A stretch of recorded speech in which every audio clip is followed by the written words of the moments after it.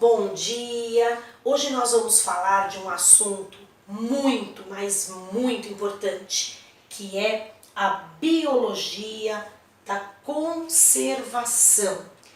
A Terra é um sistema dinâmico que abriga muitos seres vivos e apresenta um delicado equilíbrio que possibilita a manutenção da vida. Se um ecossistema sofre algum tipo de degradação, pode desencadear a falta de água, a escassez de nutrientes, o aumento da temperatura local, o desgaste do solo e a poluição do ar, por exemplo. Isso acarreta prejuízo para as espécies locais que são afetadas pela falta de alimento e de abrigo e que podem ficar sujeitas a inúmeras doenças. Assim, as espécies ficam ameaçadas e os indivíduos começam a morrer, podendo se extinguir, o que certamente implicará a redução da biodiversidade. Atualmente, as principais ameaças para a biodiversidade não estão relacionadas a fatores ambientais naturais, como vulcões, terremotos ou tempestades, mas às atividades humanas.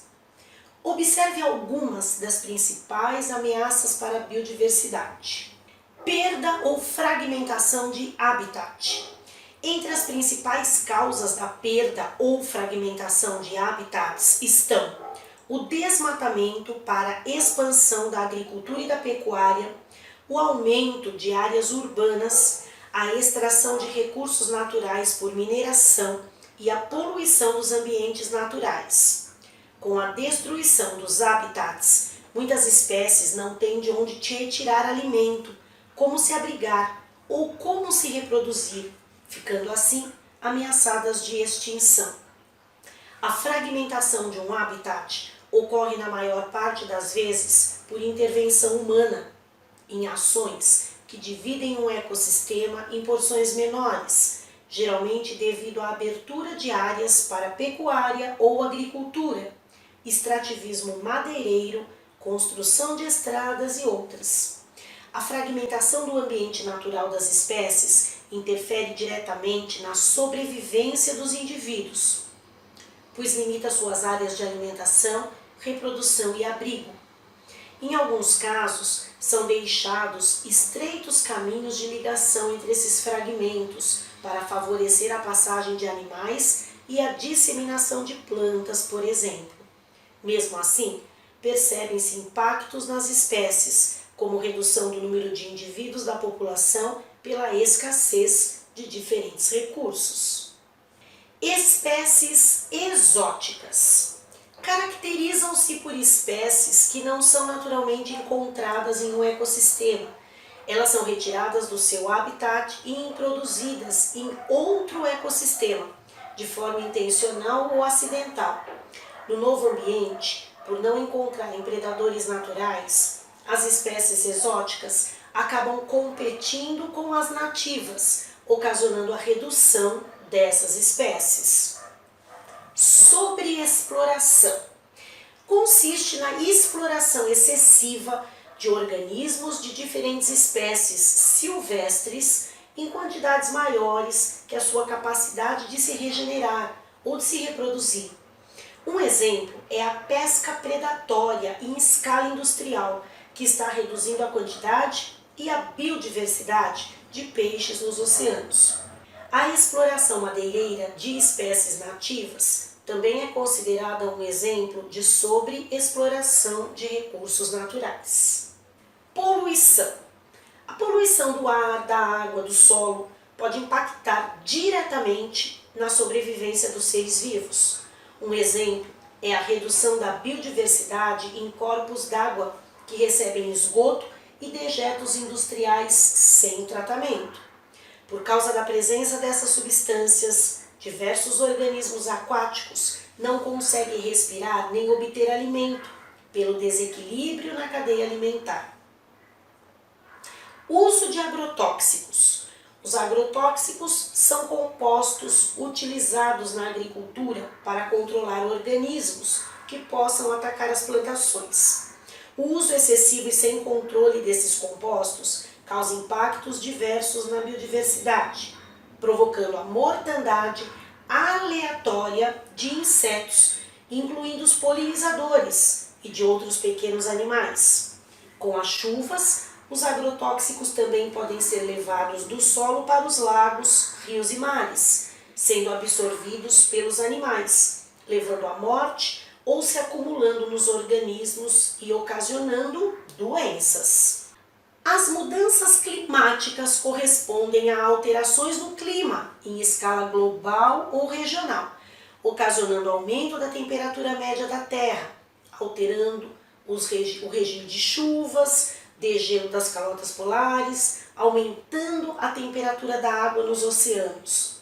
A diminuição da camada de ozônio, a intensificação do efeito estufa e todas as alterações citadas anteriormente têm consequência direta nos ecossistemas e nos seres vivos que os habitam, tais como a alteração das floradas das árvores, modificando o período de produção de frutos que servem de alimento para animais.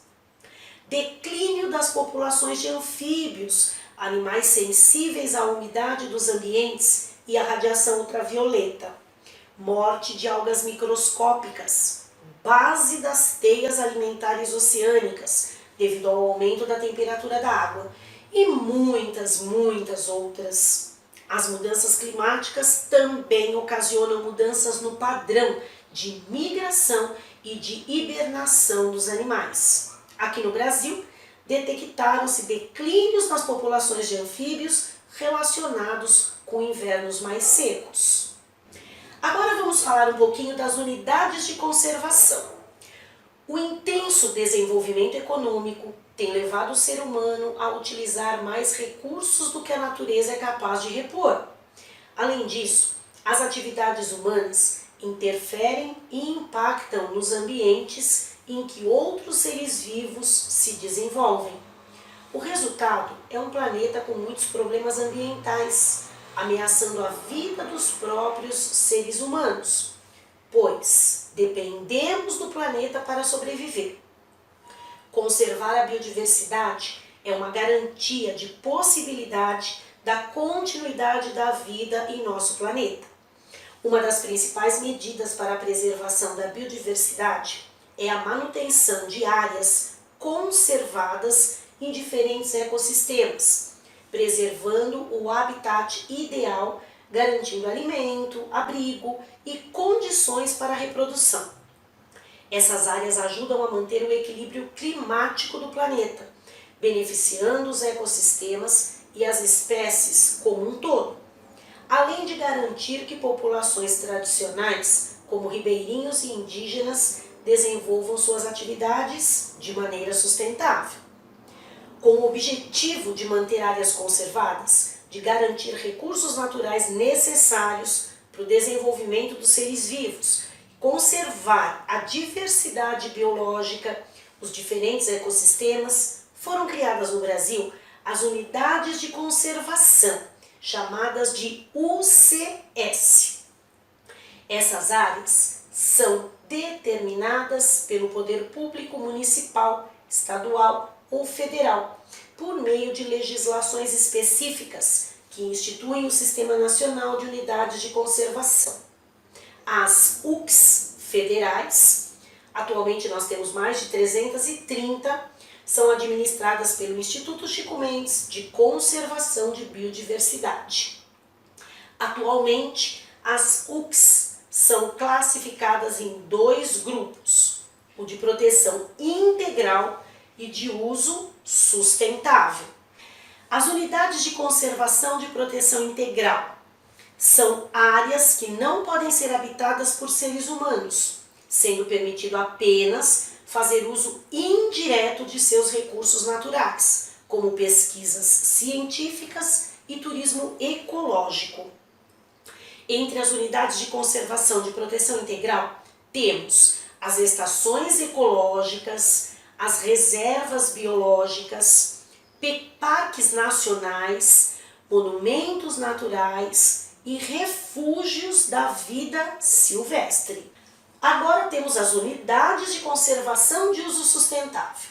Nesses locais é permitida a presença de moradores e um dos seus objetivos é desenvolver a conservação da natureza associada ao uso sustentável dos recursos naturais, desde que essas atividades não prejudiquem as espécies nativas do ambiente a longo prazo.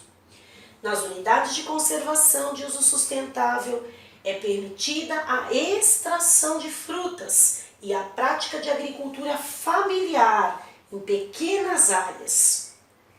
Entre essas unidades, há áreas de proteção ambiental, áreas de relevante interesse ecológico, florestas nacionais, reservas extrativistas, reservas de fauna, de desenvolvimento sustentável e particulares do patrimônio nacional. Tudo que nós compramos para nos alimentarmos e nos vestirmos, os meios de transporte que utilizamos e todos os benefícios provenientes do desenvolvimento tecnológico e industrial que temos à nossa disposição influenciam diretamente nos impactos causados ao ambiente.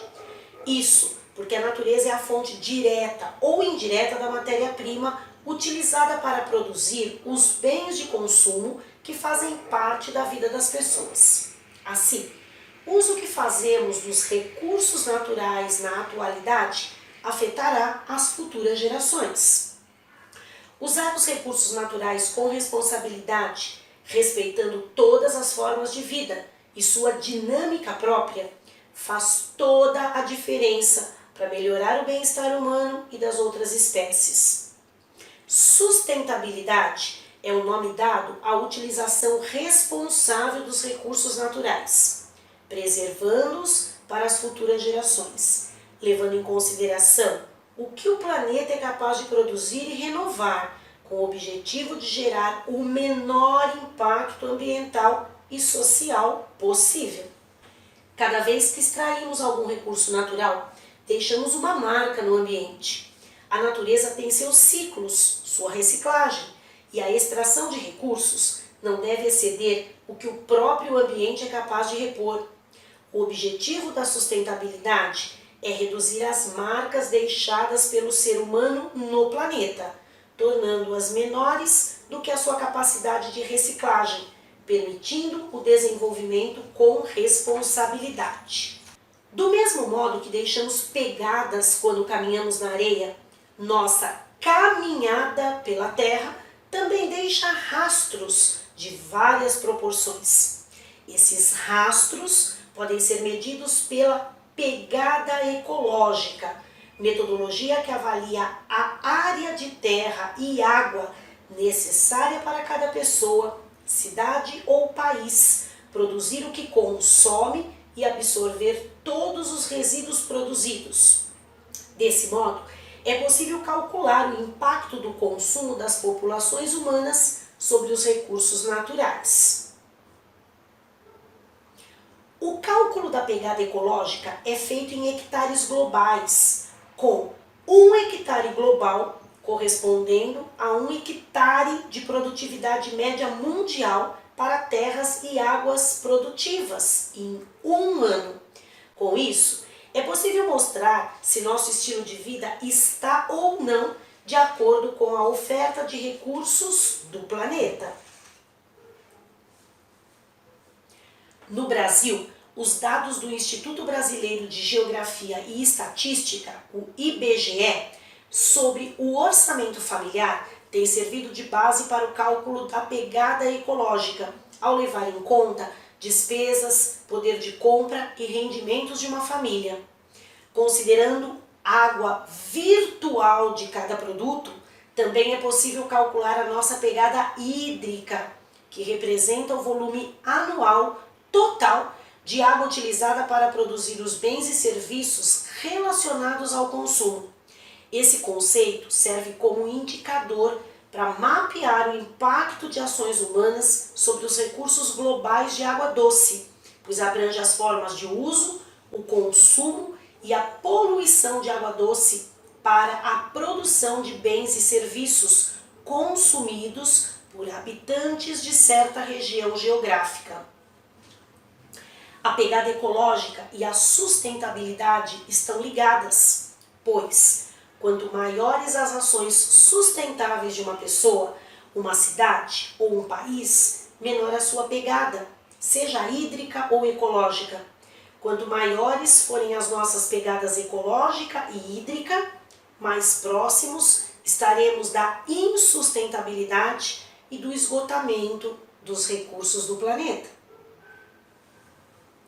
A ecologia da restauração visa promover estudos e planos de recuperação de áreas degradadas por meio de técnica natural de restauração, como a biorremediação, que é um processo em que bactérias, fungos e plantas metabolizam substâncias contaminantes, transformando-as em substâncias que não ofereçam riscos ao ambiente e a outros seres vivos. E temos o incremento biológico, que é a utilização de seres vivos para introduzir nutrientes essenciais em uma área degradada, promovendo o restabelecimento de espécies vegetais, animais, fungos e micro-organismos. Bom, acho que vocês possuem aí muito material para pensar, repensar os atos do dia a dia, não é? Temos que pensar de forma consciente, porque vamos deixar muitas gerações pela frente e essas gerações têm o direito de ter um planeta habitável. Então vamos pensar nisso com muito carinho e com muita responsabilidade. Vou deixar vocês com essa pulguinha atrás da orelha. Vamos pensar se nós estamos deixando uma pegada ecológica muito grande ou muito pequena. Estamos deixando muitas marcas ou poucas marcas no nosso planeta. Um beijo grande e até a próxima aula.